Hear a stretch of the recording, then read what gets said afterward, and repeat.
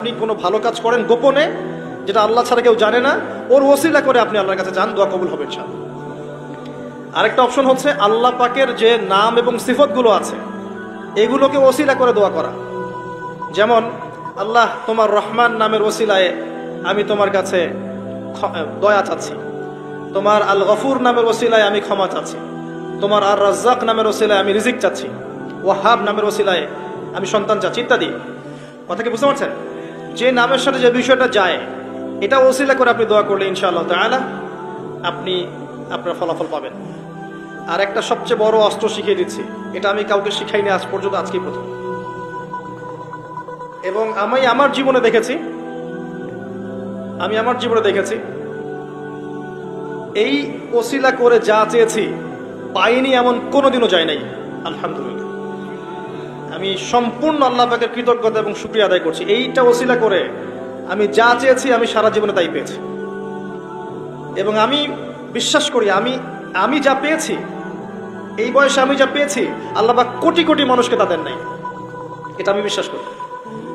এই বয়সে আমি যা পেয়েছি আল্লাহ পাক আমাকে যা দিয়েছেন, যত দিয়েছেন, কোটি কোটি মানুষকে আল্লাহ পাক তা দেন নাই, আমি এমনটাই মনে করি। আমি কি শিখাই দেব সেটা? আপনি আল্লাহ পাকের তাওহীদের ওসিলা দিয়ে দোয়া করেন, দোয়া করতে করতে আল্লাহকে বলেন, আল্লাহ তোমার তাওহীদের কালিমা লা ইলাহা ইল্লাল্লাহ এর ওসিলা করে তোমার কাছে আমি চাচ্ছি, আপনি পাবেন ইনশাআল্লাহ। যদি আপনার রিজিক হালাল হয়, যদি আপনার আকীদায় শিরক না থাকে, যদি আপনার আমলে বেদাত না থাকে, ইনশাআল্লাহ পাবেন। এরপরেও দুটা কথা আছে, সেটা হলো যদি দেখেন পান নাই, ইনস্ট্যান্ট পান নাই, মনে করবেন না দোয়া কবুল হয় নাই।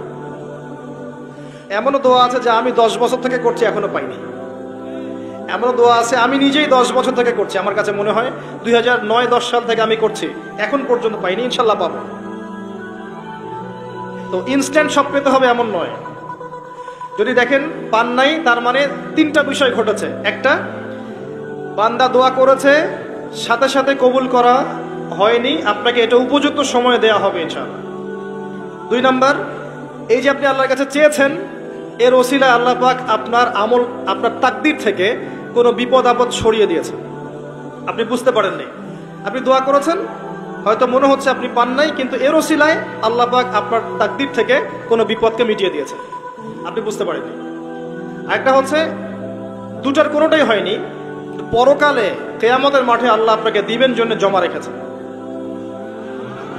অতএব দোয়া করলে কোনো লস নাই, বেশি বেশি দোয়া করবেন, সেজদায় বেশি বেশি দোয়া করবেন, ফরজ সালাতের আগে পরে করবেন, নরমালি হাত তুলে দোয়া করবেন, নফল নামাজ পড়ে করবেন, দান সাদাকা করে করবেন, কোরআন তেলাওয়াত করে করবেন, দোয়া বাড়িয়ে দেন। আত্মশুদ্ধির কথা আমরা যে বলি না, কয়েকটা বিষয় জড়িত। বেশি বেশি কোরআন তেলাওয়াত করলে আত্মশুদ্ধি হয়, বেশি বেশি জিকির করলে আত্মশুদ্ধি হয়, আল্লাহওয়ালা মানুষের সহবতে গিয়ে পড়ে থাকলে আত্মশুদ্ধি হয়, বেশি বেশি দোয়া করলে আত্মশুদ্ধি হয়, বেশি বেশি পরকালের কথা ফিকির করলে আত্মশুদ্ধি হয়। এগুলোর খুব বেশি প্রয়োজন। আত্মশুদ্ধি না থাকলে আমরা আগামীতে পথ চলতে পারবো না। একটা বাতি থেকেই বাতি জ্বলবে ইনশাআল্লাহ। আপনি নিজেকে ছোট মনে করেন না, তুচ্ছ মনে করেন না, একটা বাতি থেকেই 1000টা বাতি জ্বলবে ইনশাআল্লাহ। আগে নিজে ঠিক হন, তারপরে কু আনফুসাকুম ওয়া আহলিকুম নারা, নিজে জাহান্নামের আগুন থেকে বাঁচো, পরিবারবর্গকে বাঁচাও। পরিবারকে বাঁচান ভাই। পরিবার খুব কঠিন জিনিস, কারণ পরিবার কথা শুনতে চায় না। হ্যাঁ, দেখবেন মানুষ কথা শুনবে, পরিবারের লোক কথা শোনে না, এমন হবে, ওইখানে আপনাকে সবর করতে হবে।